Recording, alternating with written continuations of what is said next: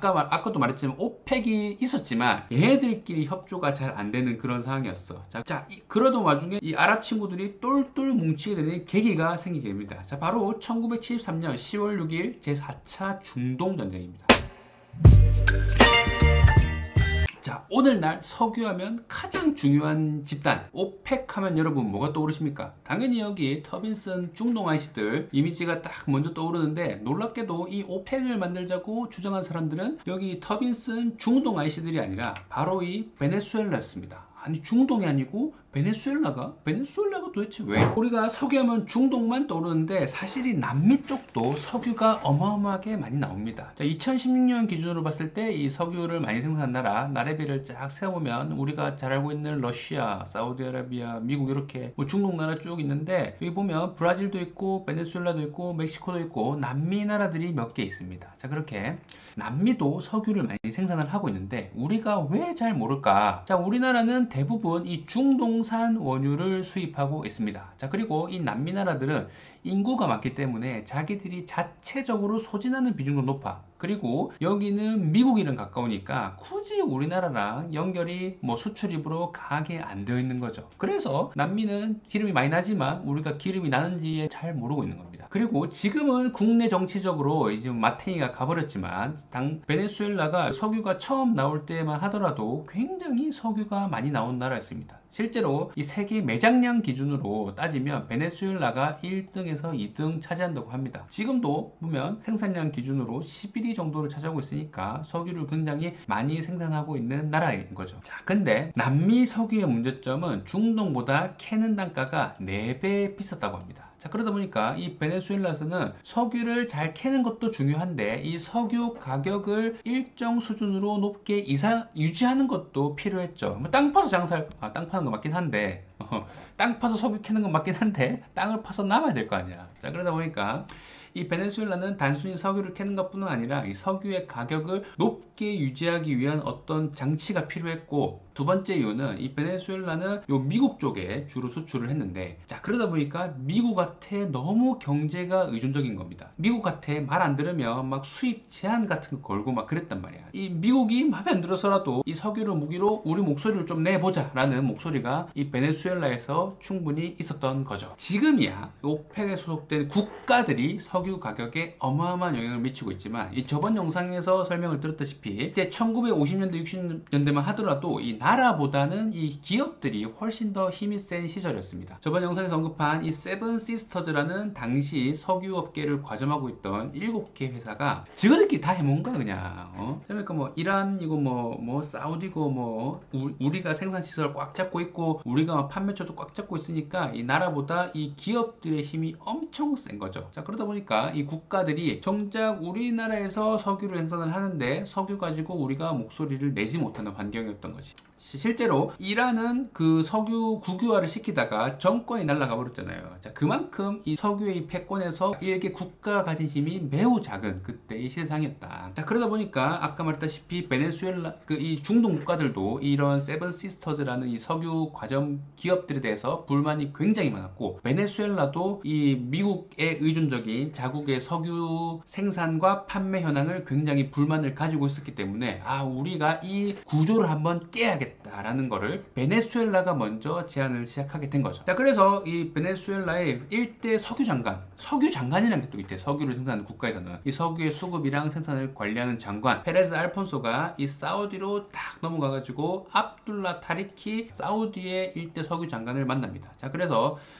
타리키 씨, 우리 일 한번 같이 사고 한번 같이 쳐봅시다 제안을 딱 한 거죠. 그리고 이 아씨가 뭘 제안을 했냐면, 자, 중동 아재들 보소. 자, 딱 보소. 우리끼리 맨날 석유 경쟁 과열해서 캐니까 공급이 과잉이 돼서 석유 가격도 떨어지고 공급이 많아지니까 우리가 이 석유를 구매하는 국가들이나 기업들에게 힘을 못 쓴다. 근데 봐보니까 이 사우디, 이라크, 쿠웨이트, 이란, 그 다음에 우리 베네수엘라에 생산해서 수출하는 양을 합치면 세계에 수출하는 물량의 80%를 차지하고 있더라. 그러니까 야, 우리 80%면 좀 뭐 되지 않겠냐. 나 혼자면 안 되는데 너도 너 혼자는 안 되는데 있는데 우리가 힘을 합치면 80%를 차지하게 된다. 자, 그러면 우리가 뭔가 힘을 가져갈 수 있지 않을까라는 걸로 설득을 한 겁니다. 자, 그래서 사우디의 아까 그 타리키 장관이 그래 맞지 이래가지고 9년쯤에 이 논의를 시작했는데 1년 정도 이런 타협 과정을 거치고 난 다음에 1960년 9월 14일 석유 수출 기구가 출범하게 됩니다. 자, 이거 잘 봐야 돼.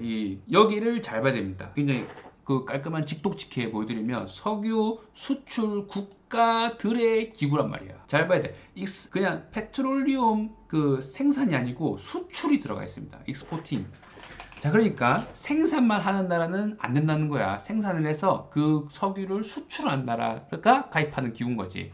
아까 석유 생산량 보면 미국이 3위입니다. 근데 미국은 오펙 국가가 아니잖아. 왜냐면 미국은 지들이 생산해서 지들이 다 쓰거든. 수출을 하지 않는 거야. 자, 그러니까 이 오펙의 아까 출범 목적이 우리가 생산하는 물량을 조절을 해서 수출 거래를 할 때 뭔가 좀 우리끼리 가격적인 이득을 보자인데 지가 생산해서 지가 다 쓰면 굳이 수출하는 국가들한테 별로 도움이 안 되잖아. 어차피 뭐 저들 맘대로 할 텐데. 자, 실제로 인도네시아가 가입을 했다가 인구가 늘어나고 뭐 산업이 발전하면서 석유를 수입하는 국가로 바뀌니까 그 오펙에 가입됐었는데 너네 이제 수출 안 하잖아 그래가지고 강퇴를 당해버립니다. 오펙은 석유 생산 국가들의 모임이 아니고 석유를 생산해서 수출하는 국가들의 모임입니다. 그래서 오펙에 출범할 때 이제 초기 5개국은 베네수엘라, 이란, 이라크, 쿠웨이트, 사우디아라비아 요렇게 5개 국가였습니다. 자, 근데 이제 취지는 좋았잖아. 자, 우리끼리 힘을 합쳐가지고 저 미제 승냥이들의 저런 그 압제에 우리가 이 석유 경쟁력을 가져보자 했는데 현실은 얘랑 맨날 쳐싸우고 있고 얘랑 또 사이 안 좋아서 얘가 생산량을 줄이니까 얘가 많이 생산을 해버리고 얘는 맨날 싸우고 있고 베네수엘라는 속이 터지는 겁니다. 아니 만들어놨는데 조직 운영이 잘 안 되는 거야. 그리고 이때까지만 해도 석유를 파는 사람들이 갑이 아니었어. 아까 말했다시피 석유를 생산하고 석유를 판매하는 거는 7개의 기업들이 좌지우지하고 있었기 때문에 이 국가들끼리 연합을 만들었다고 해서 뭔가 제대로 뭐 이 석유를 생산하고 조율하는 게 잘 안 되는 거야. 자, 그래서 이 1960년대 거창하게 만들었지만 실제로 이 오펙이라는 게 출범할 당시에는 뭐 크게 세계 경제나 석유에 임팩트를 미치지 못하는 조직이었어. 1960년대 때까지는 그랬어. 1960년에서 1970년대로 넘어가니까 2차 세계대전이 1945년에 끝났잖아요. 이제까지 파괴된 그런 공장이나 이런 것을 재건을 하면서 이 1960년대가 되니까 얘네들이 세계 2차 대전 때 파괴되었던 공장이 이제 서서히 활발하게 돌아가기 시작하고 일본도 한국전쟁 특수를 얻고 이 제조업이 굉장히 발달하게 되면서 1960년대부터는 이게 발달만 슬슬 하는 게 아니고 이제 폭발적으로 성장하는 단계가 들어가게 됩니다. 일본도 그렇고 유럽도 그렇고 굉장히 폭발적으로 경제가 성장하게 되죠. 경제가 성장하니까 자연스럽게 석유 소비량도 늘기 시작합니다. 1960년대만 해도 하루 석유 소비량이 2100만 배럴 정도였는데 1970년대 되니까 4600만 배럴까지 늘어나게 되죠. 석유 소비량은 2배가 늘었는데 석유 공급량은 그렇게 많이 따라오지 않았어. 자, 그러다 보니까 이제 석유가 모자라게 됩니다. 아니 소비량은 이렇게 기하급수적으로 늘어났는데 공급량이 이렇게 못 따라와 주니까 결국에는 이 석유라는 게 고갈되지 않을까라는 공포감이 더해지면서 석유를 공급하는 사람들이 점점 더 힘을 얻게 됩니다. 야, 너네 이제 까불면 안 준다, 가격 더 올린다라고 이제 협박을 할 수 있는 환경에 이른 거지. 이렇게 이제 석유 공급하는 국가들이 석유에 대한 뭔가 자원 주도권을 질 수 있는 환경이 만들어졌어. 석유 소비량이 늘어서 석유를 공급하는 사람이 갑이 된 겁니다. 자, 근데 문제는 뭐였냐? 아까도 말했지만 오펙이 있었지만 얘들끼리 서로 사이가 안 좋다 보니까 공급을 줄여서 가격을 올려야 되는데 얘가 공급을 줄이면 또 얘가 많이 생산을 하고 얘가 공급을 줄이면 얘가 많이 생산하고 계속 지들끼리 이렇게 돌려막기 하는 거야. 이 베네수엘라는 여전히 속이 터지고 환경은 마련이 됐는데 얘네들끼리 협조가 잘 안 되는 그런 상황이었어. 자, 그러던 와중에 이 아랍 친구들이 똘똘 뭉치게 되는 계기가 생기게 됩니다. 자, 바로 1973년 10월 6일 제4차 중동 전쟁입니다. 자, 4차라는 거는 그전에도 전쟁이 몇 번 있었다는 거죠. 자, 그전의 전쟁을 보면 다 대부분 이 이스라엘 vs 아랍권의 대결이었습니다.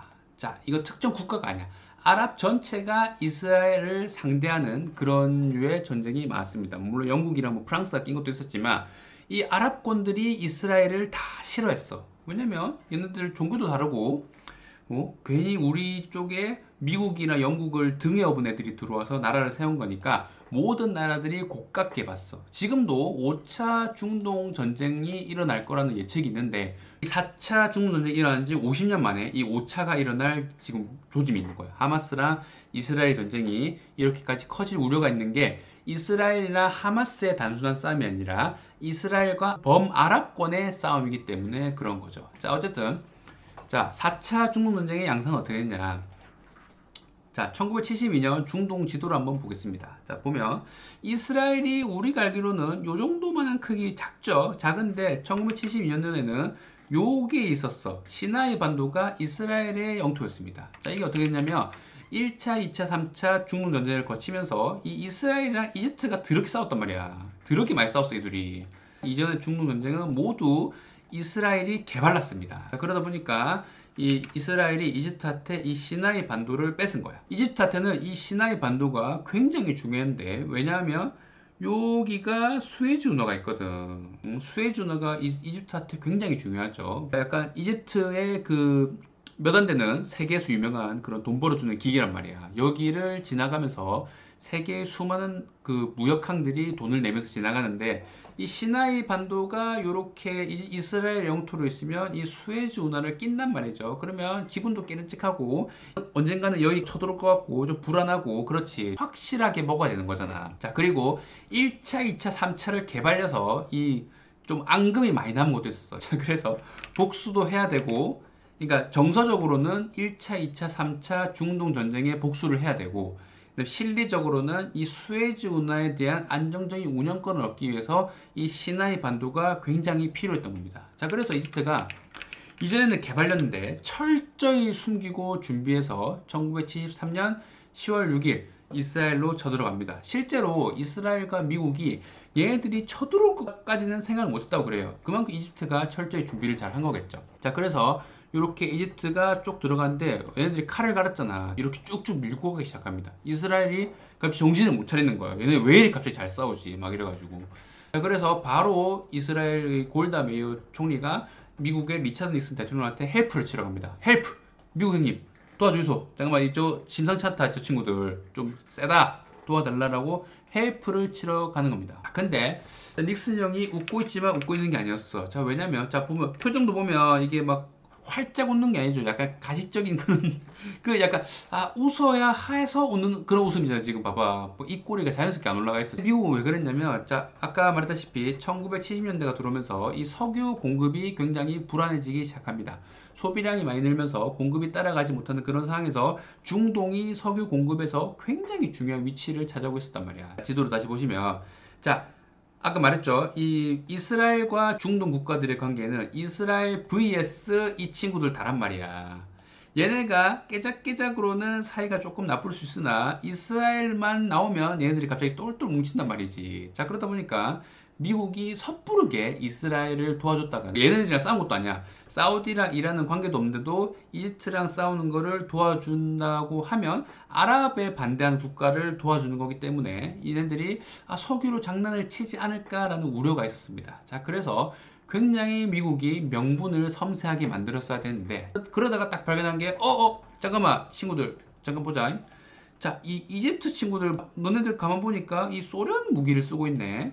응? 소련 군수물자를 쓰고 있어. 오케이, 잘 걸렸다. 그래가지고 이 소련 군수물자를 쓰는 거를 명분 삼아서 이제 미국이 헬프를 도와주게 됩니다. 다행이다, 도와줄 수 있게 되었어. 그래서 미국도 직접적인 군사적 파병 말고 무기라든지 군수물자를 이제 이스라엘한테 굉장히 많이 퍼주게 됩니다. 자, 그래서 역시 돈이 좋아. 사기캐 미국의 등에 업은 이스라엘이 이렇게 쳐들어오던 이집트군을 격퇴를 하고 작전을 좀 잘 펼쳐가지고 요 시나이 반도로 들어온 이집트군을 이런 식으로 포위를 해서 괴멸시킬 직전까지 갔다고 합니다. 자, 그러던 상황에서 이제 바로 우리 옆에서 아랍의 경찰관 사우디아라비아가 딱 등장을 해서 이 자석들 군대만 다 되냐 이 싸가지 없는 놈들 해가지고 아메리카 너그 우리 아랍 눈치 안 보겠다 이거지. 한번 이제 석유로 혼내줘 볼게 하고, 이 그렇게 베네수엘라의 속을 썩이던 이 네 개 국가들이 갑자기 힘을 합치는 겁니다. 자, 모여라 친구들, 자, 가보자 이래가지고 이란, 이라크, 쿠웨이트, 사우디아라비아가 생산량 그렇게 지들끼리는 조절 안 하더니 갑자기 일괄적으로 생산량을 다 줄여버립니다. 자, 그러다 보니까 일시적으로 굉장히 세계 석유 시장에 굉장히 큰 충격이 왔고 1973년 그때쯤에는 공급이 모자라던 시기다 보니까 이렇게 이 국가들이 작정하고 조금 줄였는데 얘네들이 생산을 이렇게 특정 정치적인 이슈로 줄일 수 있겠구나라는 시그널만으로도 그 우리나라 같이 석유를 생산하고 있지 않는 나라에서는 공포감을 주기에 충분했던 거죠. 그러다 보니까 그 배럴당 3달러였던 석유값이 12달러까지 올라가게 됩니다.